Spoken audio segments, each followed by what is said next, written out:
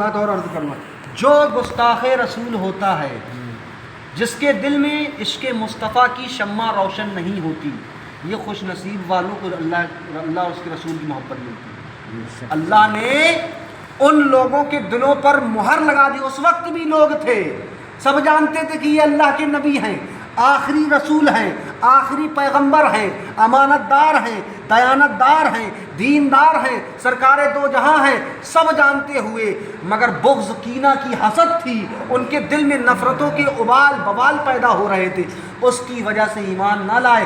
قرآن نے ان کے لیے کیا کہہ دیا؟ ختم اللہ علی قلوبہم وعلی سمعہم وعلی ابصارہم غشاوۃ۔ اللہ نے قرآن میں ان کے بارے میں فرما دیا، اللہ نے ایسے لوگوں کے دلوں پہ مہر لگا دی۔ اب یہ پلٹیں گے، کیونکہ جو پلٹنا نہیں چاہتا اللہ ان کو پھر نہیں پلٹاتا۔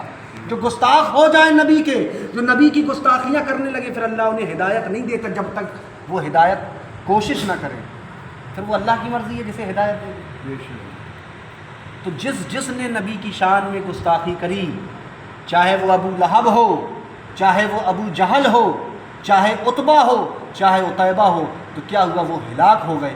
آج بھی ایسے لوگ موجود ہیں جو نبی کریم صلی اللہ علیہ وسلم کی شان میں گستاخیاں کرتے رہتے ہیں، ان کی شان میں گستاخیاں کرتے جاتے ہیں اور وہ ایمان سے خارج ہوتے جاتے ہیں۔ ان کا بھی وہی عتبہ شیبہ جیسا حال ہونے والا ہے۔ اب کیا ہے یہ ابو لہب مرا کیسے؟ اس کے بارے میں کیا بتایا تھا؟ ابو لہب کی جب ہلاکت کی جو قرآن کہہ رہا ہے کہ دونوں ہاتھوں کو برباد کر دیا جائے، اس سے مراد یہ ہے کہ ابو لہب پورا برباد کر دیا جائے۔ آیت میں ابو لہب کے دونوں ہاتھ ہلاک ہونے سے مراد اس کی ذات کی ہلاکت ہے، اور آیت مبارکہ میں ابو لہب کی ہلاکت کی پیشین گوئی کی گئی، چنانچہ وہ بدترین موت مرا۔ وہ جنگ بدر کی 1 ہفتے بعد کالے دانے کی بیماری سے مرا۔ اللہ نے اسے، کیوں؟ یہ گستاخ تھا۔ یاد دیکھنا، جو گستاخ ہوتے ہیں ان کا حال دنیا میں ہی دیکھنا، ان کا کیا ہے؟ اللہ نے کالے دانے کی بیماری عطا فرما دی۔ یہ تو نبی کے گستاخ کی بات ہے۔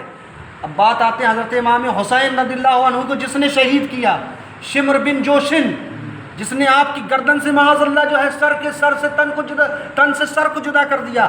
اللہ رب العزت نے اس بدتمیز کو، اس لعین کو ایسی سزا دی کہ برس کا اسے سفید بیماری عطا فرما دی، کوڑ کی بیماری، وہ کوڑی ہو کر مرا۔ یزید کے بارے میں تو اتنا اختلافات ہے کہ یزید ایسے مرا، اس کی بھی بہت بری موت، بدتر موت۔ جب امام حسین سے نفرت اور بغض کرنے والوں کا یہ حال ہے، تو نبی سے جو نفرت اور بغض کرے گا، ان کے بارے میں غلط عقیدہ رکھے گا، تو اس کا کیا حال ہوگا؟ وہ بڑی ذلت موت مرے گا۔ ارے کتے کی موت تو ایک بہتر بھی ہوتی ہے، اس کی موت اس سے بھی بدتر ہو جائے گی۔ اللہ کا شکر ادا کریں کہ اللہ نے ہمیں مسلمان بنایا اور امت مصطفیٰ میں پیدا فرمایا۔ سبحان اللہ۔ اور وہ نبی جو دن رات ہمارے لیے روتے رہے، رب کی بارگاہ میں سجدے کرتے رہے، یا رب حبلی امتی، رب حبلی امتی۔ آج ہم ان سے محبت نہ کریں، آج ہم ان کے طریقے پر نہ چلیں، آج ہم ان کو نہ مانیں جس طرح ماننا چاہیے، ہمارے لیے تو مر جانا بہتر ہے۔ یہ محبت، یہ جو جان ہے ہمارے سینوں میں، یہ جو آج اللہ نے ہمیں ماں باپ عطا فرمائے ہیں، یہ ہمیں دولت، عزت، شہرت دی ہے، یہ سب نبی کے صدقے میں دی ہے۔ اگر نبی کو اللہ نہ بھیجتا تو کچھ نہ ہوتا، صرف خدا ہی خدا ہوتا، خدا ہی خدا ہوتا، کچھ نہ ہوتا۔ اور اسی کے محبوب کے ساتھ ہم غداری کریں، اسی کے محبوب سے نفرت کرنے والوں سے، اسی کے محبوب کے ساتھ گندا عقیدہ رکھنے والوں کے ساتھ ہم دوستی یاری کریں، ان کے یہاں شادی بیاہ کریں، ان سے رشتہ داری رکھیں۔ کل میدان محشر میں ہر چیز کا جواب دینا ہوگا، اس چیز کا بھی جواب دینا ہوگا کہ تم نے غدار سے جو ہے رسول کریم صلی اللہ علیہ وسلم کے غداروں سے تم نے ناطہ رکھا تھا، رسول کریم صلی اللہ علیہ وسلم کے غداروں سے تم نے شادی بیاہ کی تھی۔ کل میدان محشر میں اس کا بھی حساب و کتاب کا جواب دینا پڑے گا۔ وہ دن ایسا نہیں ہے، وہ نبی تھے ہمارے لیے روئے ہیں۔